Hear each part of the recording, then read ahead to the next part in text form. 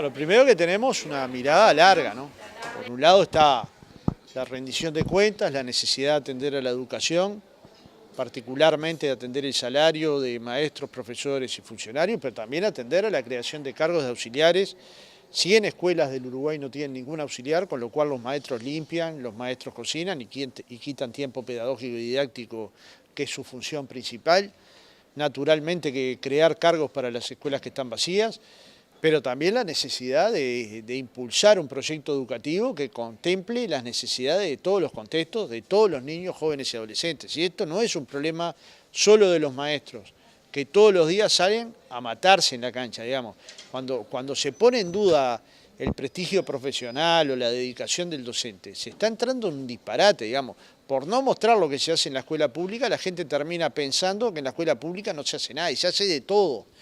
Se hace de todo. En primer lugar, se educa, pero en segundo lugar, las maestras se juegan todo para que los niños tengan deporte junto a los profesores de educación física, para que los niños puedan ir a pileta, para que puedan ir a campamentos escolares, para que efectivamente tengan tareas de recreación, para atender a los padres, para planificar las clases fuera de horario y sin cobrar. Es decir, tenemos un cuerpo profesional muy jugado a la educación pública y tenemos cantidad de trabajadoras no docentes vinculadas a los comedores o a las limpiezas que superan su carga horaria con tal de que las escuelas estén en buenas condiciones. Y esto no es solamente discutir el salario, esto es discutir el salario, las condiciones de trabajo, el bienestar de los trabajadores de la educación, pero también y sobre todo el amor por nuestros niños, por nuestros jóvenes, por nuestros adolescentes y por construir el presupuesto que esa educación merece. En segundo lugar, estuvo planteado el tema de la salud pública y la necesidad de construir recursos que posibiliten que se creen más vacantes, de que haya aumentos salariales para un sector que durante 5 años no va a tener ningún incremento salarial, en un lugar donde el centro asistencial más grande del país, donde se atienden la mayor cantidad de trabajadores y de los sectores más vulnerables de la sociedad, con lo cual colocar recursos ahí implica otra vez ir en la línea redistributiva, es decir, el concepto de país productivo con justicia social y desarrollo democrático. Pero también el trabajo. Si uno empieza a analizar el trabajo del futuro, cómo se está discutiendo el tema, todos nos damos cuenta que para acceder a los nuevos puestos de trabajo en cualquier área es fundamental, es necesario, es una condición imprescindible, absolutamente imprescindible, tener mayores niveles de educación formal, mayor formación profesional, mayor formación universitaria. Es decir, tenemos la necesidad de ir en esa dirección. ¿Qué hemos propuesto para ir en esa dirección? En primer lugar, y fundamentalmente que se graben a los que más tienen. Y ahí hemos propuesto el impuesto al patrimonio, el IRAE, y nos hemos encontrado con el gobierno. Pero esto no significa que abandonemos la pelea, muy por el contrario, significa que vamos a seguir levantándola.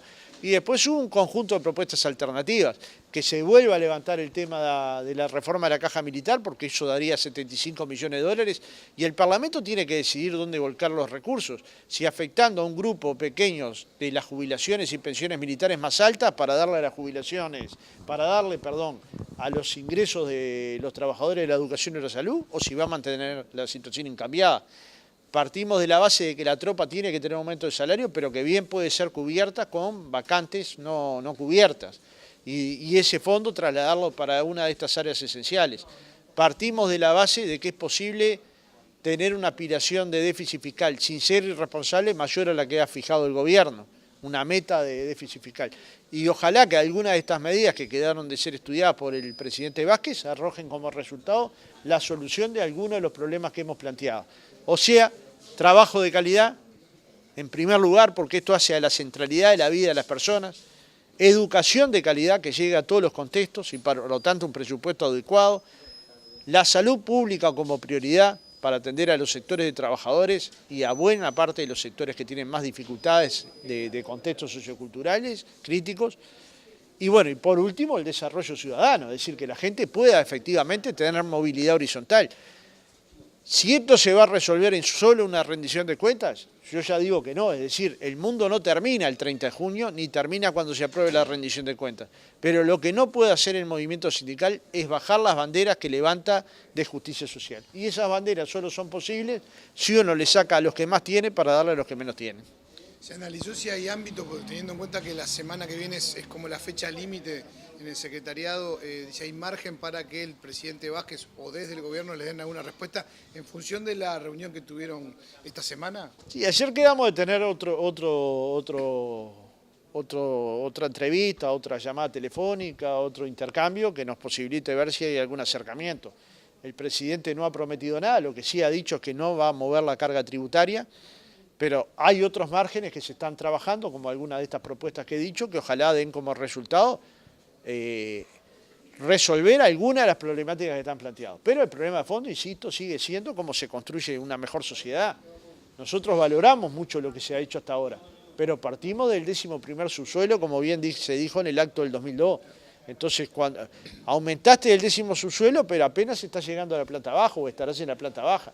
El tema es cómo sigue el ascenso social, cómo vamos construyendo nuevos derechos y al mismo tiempo cómo vamos entendiendo que una sociedad que construye desigualdades construye violencias. Y una sociedad que construye igualdades va construyendo armonía, posibilidad de diálogo y bueno, esa construcción de armonía es precisamente lo que estamos promoviendo, ¿no?